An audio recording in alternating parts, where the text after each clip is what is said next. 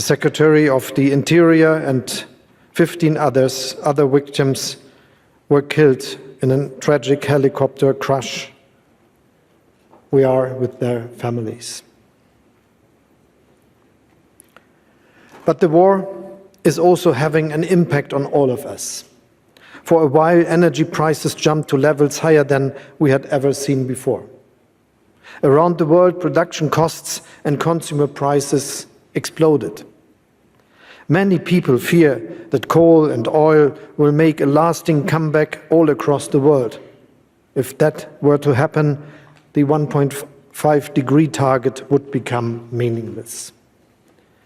Our supply chains must be adapted to new geopolitical realities. Realities that you called a messy patchwork of powers in your speech yesterday, Klaus.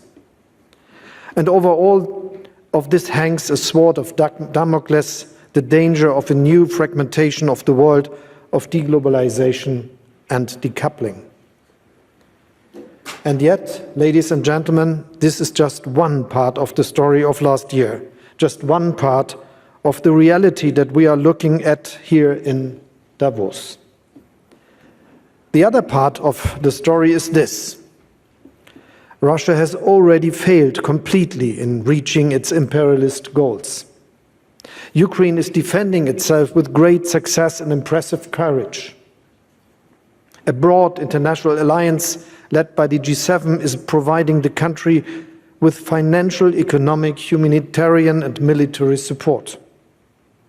Germany alone made available over 12 billion euro last year, and we will continue to support Ukraine for as long as necessary. In Berlin at the end of October, we worked with international experts to draw up a Marshall Plan for the long-term reconstruction of Ukraine. A platform of major donors is coordinating the process and, in consultation with Ukraine, ensuring that it is well implemented. Private sector capital will play a key role here. I know that many companies in Germany and beyond are very aware of the opportunities that the Ukrainian economic miracle could offer to them, particularly as the country moves toward the European Union after the end of the war. But in order for the war to end, Russia's aggression must fail. That is why we are continuously supplying Ukraine with large quantities of arms in close consultation with our partners. This includes air defense systems like Iris-T or Patriot, artillery, and armored infantry fighting vehicles, marking a profound turning point in German foreign and security policy. And there's another part to the story of last year. Within a few months, Germany made itself completely independent from Russian gas, Russian oil, and Russian coal.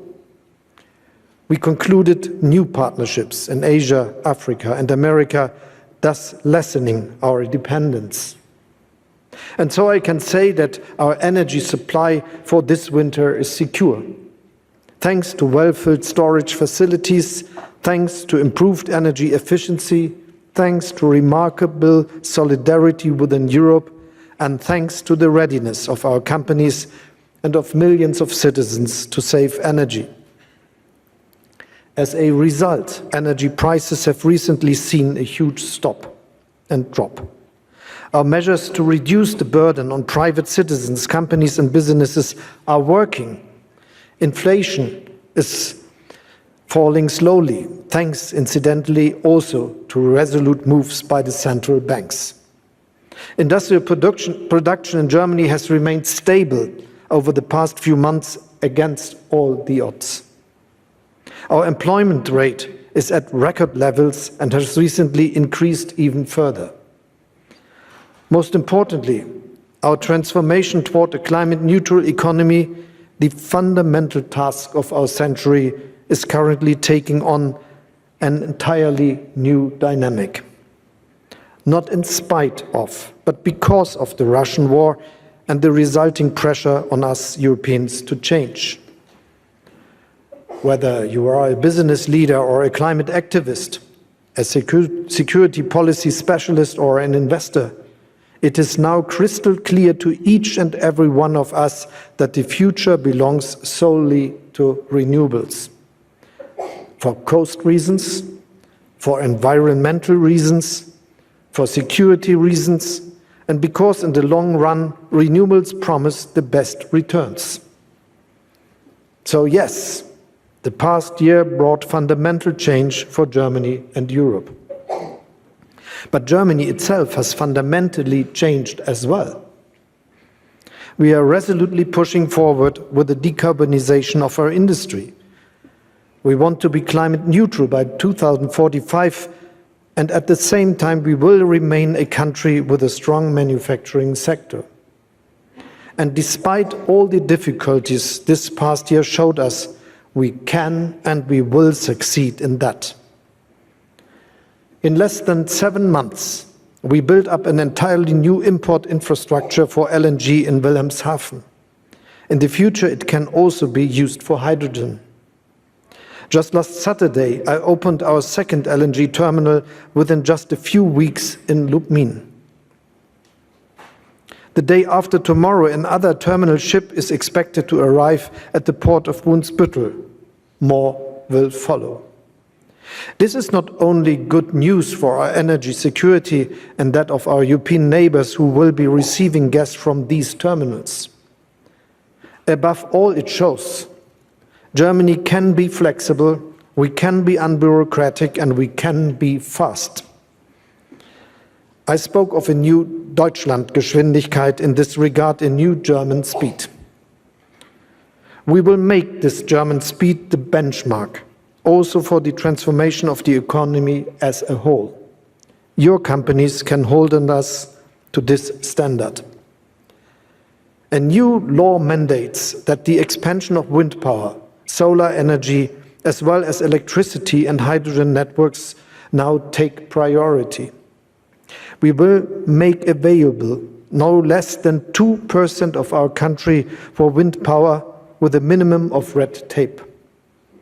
We have streamlined our processes so that approvals for electricity grids, to name just one example, are granted on average 2 years faster than before. And we intend to step up the pace even more. You can also rely on our targets. The obstacles have been swept aside. For 2023, we have more than doubled the volume of calls for tender for onshore wind farms alone. By the year 2030, 80% of our electricity production will come from renewable sources, again, double what it is at present. At the same time, our electricity requirements are increasing from 600 terawatt hours today to 750 by the end of the decade. And we are expecting them to double yet again in the 2030s. This is a massive increase. That is why the Federal Network Agency has been given a clear mandate to prepare and expand our electricity grids accordingly. We will regularly review the progress made. If it's not on schedule, the measures will be adjusted. However, electricity alone is not enough to run Germany's industry. I'm thinking, for instance, of steel production. Hydrogen will play a decisive role there. And that is not a far-off scenario. Last fall, ThyssenKrupp gave the green light to build a direct reduction plant for low-carbon premium steel. With a capacity of 2.5 million metric tons, the plant will save 3.5 million metric tons of CO2 per year. This is just one example of Europe's strength in innovation. Europe is the world's #1 in hydrogen patents, and 1 in 10 global applications comes from Germany. The first supply chains for green hydrogen are currently being built up in our country. For our own production, we are using offshore wind in the North Sea. In parallel, we are concluding hydrogen partnerships worldwide. For as long as quantities are small and the costs of production correspondingly high, the state will bring prices down to a level lucrative for the industry. Our goal is nothing less than an electrolysis boom. And as quantities increase, a hydrogen-powered industrial sector will emerge that preserves the climate and is independent of volatile prices for fossil fuels. Because one thing is absolutely certain: energy must remain affordable in Germany, in Europe, and worldwide. In Germany, we decided to cap electricity and gas prices for private citizens and companies. These measures will run until 2024. Annually, we will use around 2.2% of our GDP for this, a total of up to 200 billion euro. That is both forceful and proportionate. It will give your companies the reliable energy prices and the planning certainty you need to invest in Germany's transformation. In the European Union, we have agreed on joint targets for gas filling and saving. We will purchase gas jointly more often and coordinate storage better. And we will use our market power to ensure that European prices do not decouple completely from the world market. Moreover, we are also aware of our global responsibility. Let me say this expressly to our friends and partners in Asia, Africa, Latin America, and the Caribbean. The fact that we Europeans purchase LNG on the world market must not lead to scarcity elsewhere. We will need alternatives for the roughly 120 billion cubic meters of gas from Russian pipelines missing from the world market. More renewables, of course, but also temporarily additional gas resources. Otherwise, there is a danger that without affordable gas, emerging economies in particular might switch back to coal. This would be even more harmful to the environment. Of course, we must avoid new lock-ins, new path dependencies at all costs by making new projects HO2 ready from the very outset and by expanding renewables in parallel. In the short term, this may lead to higher costs. However, in the long term, we all stand to save if the impact of climate change is less dramatic. In Germany too, switching to a climate-friendly economy will take efforts. We are talking about investments around 400 billion euro for the expansion of renewables between now and 2030. Investments, by the way, which are already well underway. The most recent example is a contract worth billions for Siemens Energy to connect a new offshore wind park to the grid. And this is just one example illustrating why this turning point towards a climate-friendly industry is not the end of our industrial powerhouse, but a new start.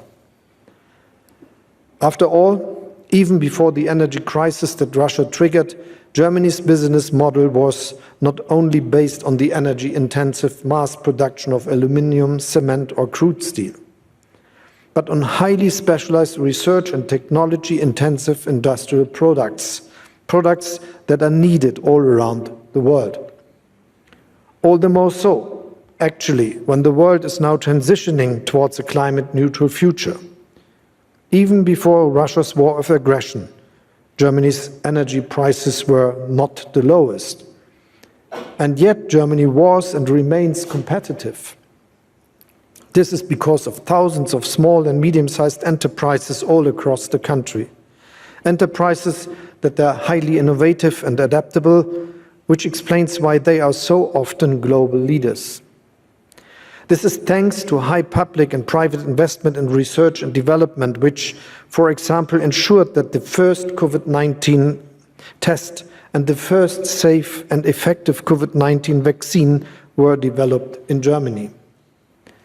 Just in December, a team at the Helmholtz Center in Berlin set a new world record for the efficiency of solar cells. And now, just a few weeks later, our companies are already setting up pilot lines for the use of these tandem cells. That, ladies and gentlemen, is and remains the German business model, particularly now as we chart our path to a climate-neutral future. Where else is there such broad consensus between businesses, employees and politics that the path to climate neutrality is not just ecologically necessary, but also offers new opportunities in global competition? When it comes to basic and professional training for employees, for example, politics, business and trade unions in Germany are working hand in hand. And before the year is out, our country will finally benefit from modern immigration legislation. After all, if we want to remain competitive as a leading industrial nation, we need experienced practitioners, qualified engineers, tradesmen and mechanics. Those who want to roll up their sleeves are welcome in Germany. That is our message. For decades now, the forecasts have been predicting a shrinking German population. But it is up to us to decide whether this happens. So far, it certainly hasn't. Today, Germany has more inhabitants and employed persons than ever before. And this is precisely the trend we are going to continue.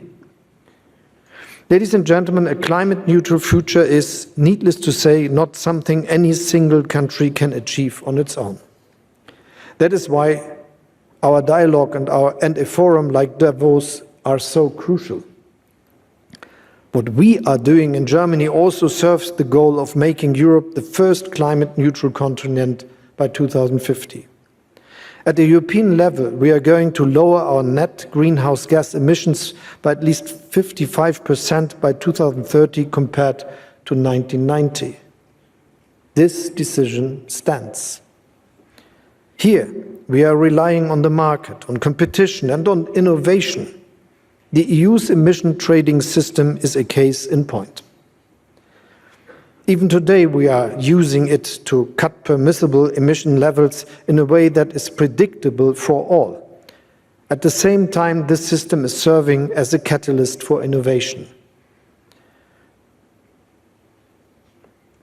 But to ensure the most ambitious are not disadvantaged, we prepare around the carbon border adjustment mechanism in Europe. At the same time, however, Europe remains open for international trade. I am doing my utmost to ensure that the free trade agreements we have successfully negotiated with Canada, Korea, Japan, New Zealand and Chile will soon be followed by new ones with Mercosur, India and Indonesia. And we are also open to discuss a tariff agreement for the industrial sector with the United States. Though these agreements, we are creating a level playing field and we are preventing high-emission industries from heading off to countries with less ambitious climate targets. This is also the aim of the International Climate Club we launched during Germany's G7 presidency. A secretariat has recently been set up at the OECD and the International Energy Agency. So the club is now open to new ambitious members. In the United States, this ambition has a name, the Inflation Reduction Act.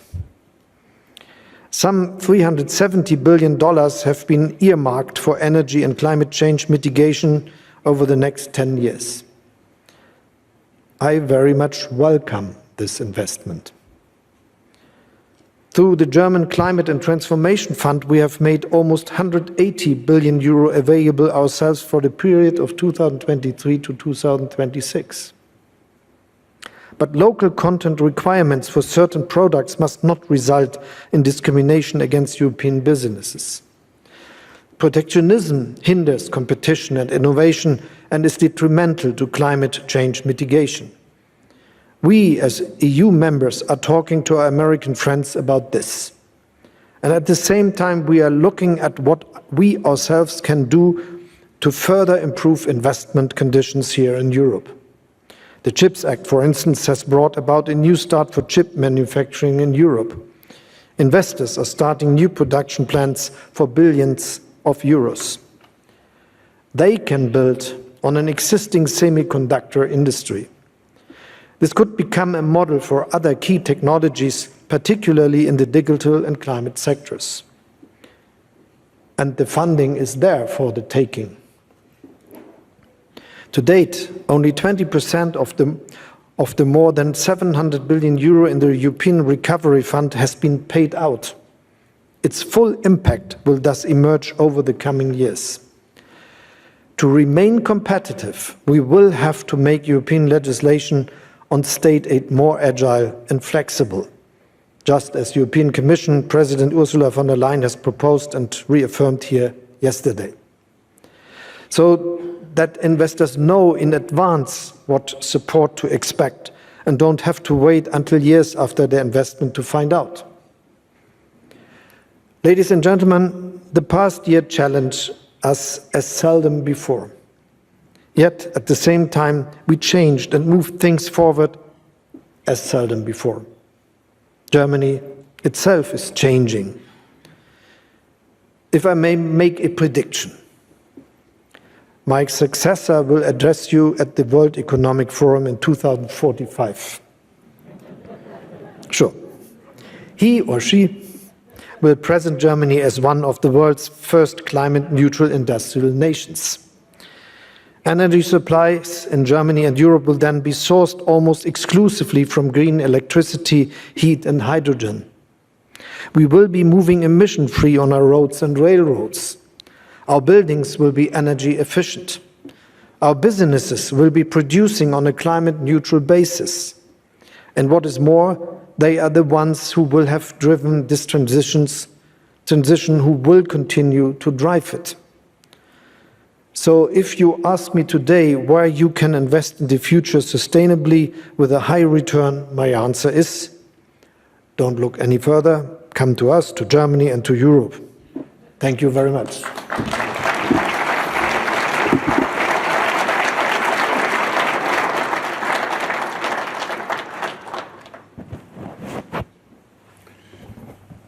Thank you, Mr. Chancellor. We have some questions from the floor. We have a microphone. I just want to say I look forward to chair the session with your successor. I'm sure you will. Chancellor, maybe until it's set up, you mentioned the patchwork of powers. Maybe one of the first question would be, how is Germany positioning itself in this patchwork of powers? First, I think we will live in a multipolar world in 10, 20, 30 years. We already do, but this will be something we will understand much more in the years to come. And I'm sure that there will be not a bipolar world again with camps around two big nations or so.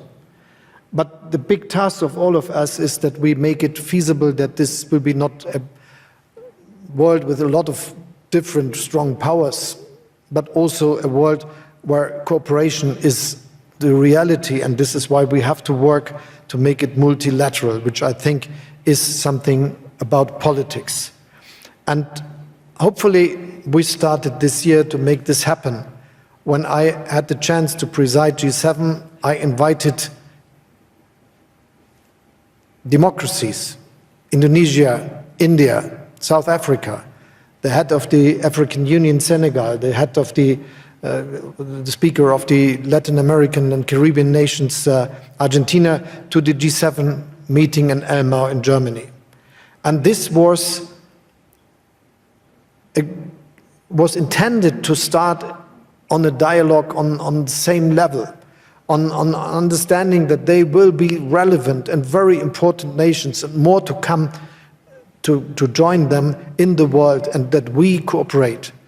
And the place of Germany in this world is supporting these processes, working very hard to make this good cooperation between nations from Asia, Africa, South of America, and West of Europe and North America and others working.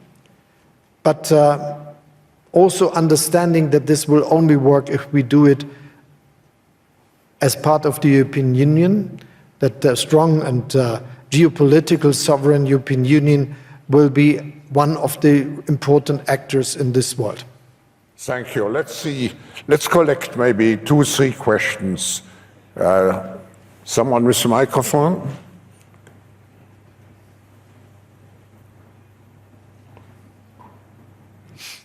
And if you introduce yourself, please. Yes. Hi, my name is Masih Ali Nejad. I'm an Iranian woman. As you know, these days, Iranian women are getting killed in the street just because of peacefully protesting and asking for dignity, democracy, and freedom.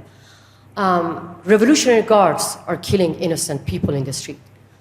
I myself, I was a target of revolutionary guards. In the United States of America, the FBI charged 4 people who were trying to kidnap me. The revolutionary guards sent drones to Ukraine, to Putin, to kill innocent Ukrainians. Why Germany doesn't designate the revolutionary guards as a terrorist organization? Because you just called American friends. American government did that 3 years ago. Thank you. Let's take a second. 1 third question.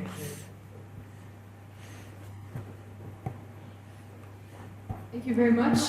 My name is Aya Kharfan. I'm from the Global Shapers community representing Amman Hub in Jordan. Thank you so much. It's a very inspiring speech, actually, to hear about Germany's role in energy transition and energy efficiency. In Jordan, we have, like, energy is a low-hanging fruit. There's great potential. We have basically signed the National Determined Contributions, the NDCs. We have produced national energy action plans. Answer question, please. Yes. So we want to talk about the role of youth. What kind of skills do you think are needed for youth to have today so that they can be able to run and be leaders in the energy sector? Thank you. Chancellor, we take a third question maybe and send it.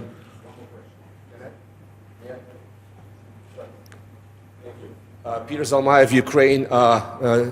Mr. Chancellor, thank you so much for your country's contribution to the effort of Ukrainians to defend their country.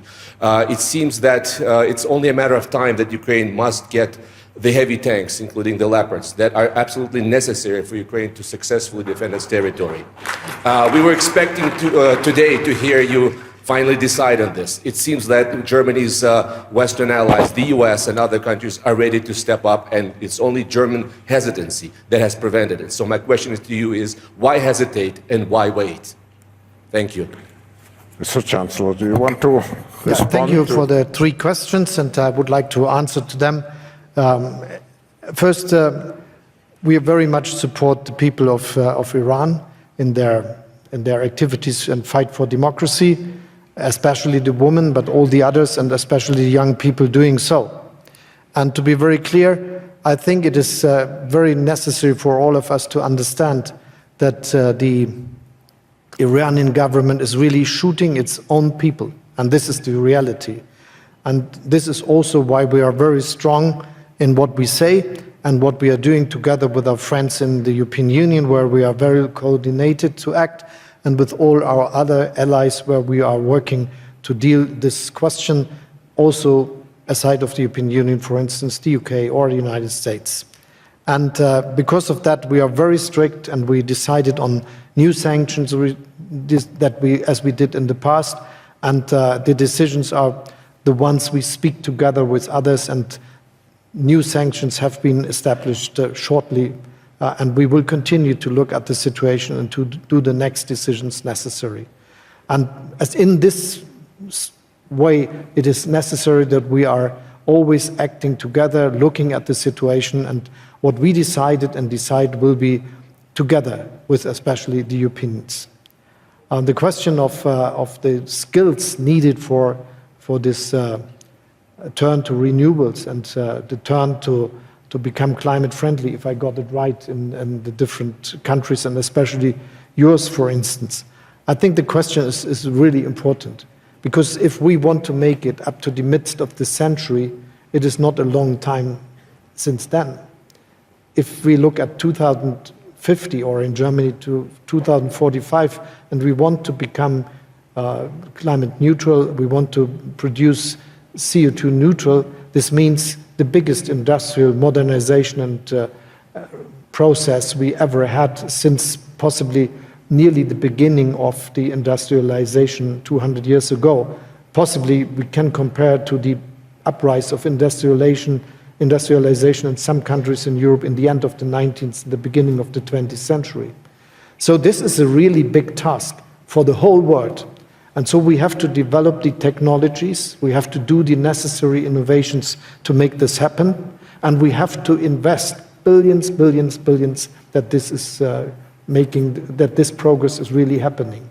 And this will be not just linked to one country or the other. Germany can serve in a way that we are willing to do it, that we are ready to do it, that our industry is willing to do it. And whilst we are acting in this way, we are able to develop technologies that can be used not just for us, but also as cheap alternatives to fossil resources and fossil mechanisms we know today. And in this case, I think it's important that we support countries and the development of vocational training, for instance, to be good engineers in the field of these modern technologies, and also to help those who want to learn these qualifications at universities. And this is our understanding what one can do, and in our support to other countries, this will be an important aspect. Looking to Ukraine, as I mentioned already in my speech, and I will repeat it again, Germany is between the biggest supporters. Yes, the United States are doing the most, and this is not really surprising because I think they invest $800 billion into their defense budget. This is much more as all the European member states together, and is even more than Germany is having as its own budget, though we are increasing it now to 2% of our GDP, and though we have a special fund of 100 billion to go to this path and invest in new technologies and weapons. But we decided very early to change our political strategies. We are not just supporting Ukraine with financial means, with humanitarian aid, but also with a lot of weapons. And if we look at that, we are between the ones that are doing the most. The United States are the number one, obviously, because of this, what I said, but the next are the United Kingdom and Germany. And we will continue to be this big supporter. As you know, we decided that we will supply not just weapons, but those who are very effective. And the artillery coming from Germany with our howitzer and called Panzerhaubitze 2000 and the multi-rocket launcher we delivered are very effective in this war, helping the Ukraine to defend its integrity and sovereignty. And you should, or you realized that it's only the United States, UK and Germany that delivered a multi-rocket launcher so far, and we will continue to do so.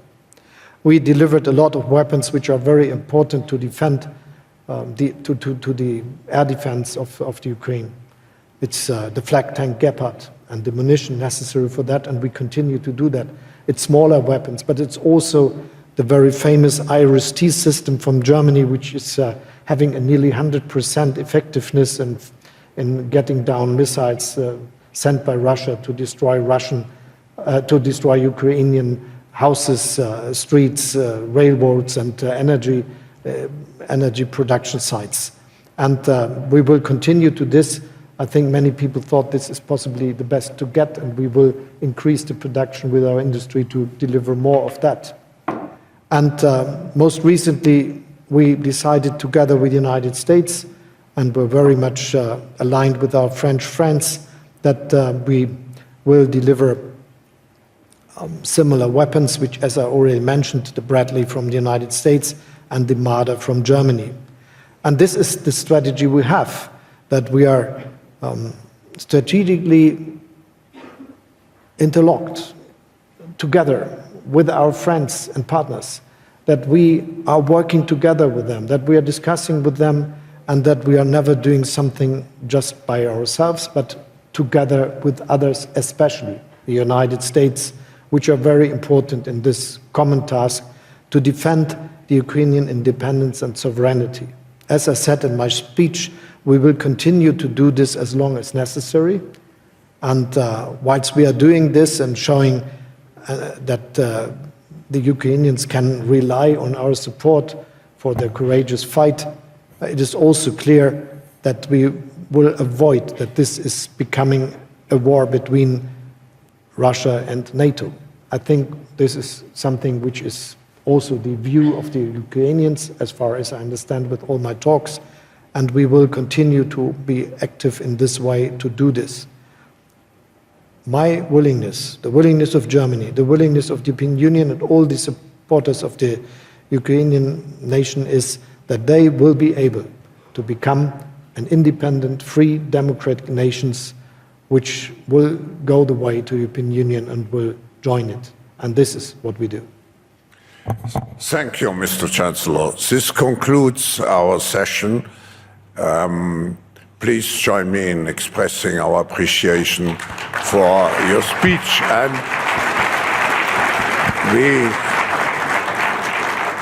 we look forward to seeing you with success stories soon again. And you will meet someone in 2045. I hope to see you also in 2045.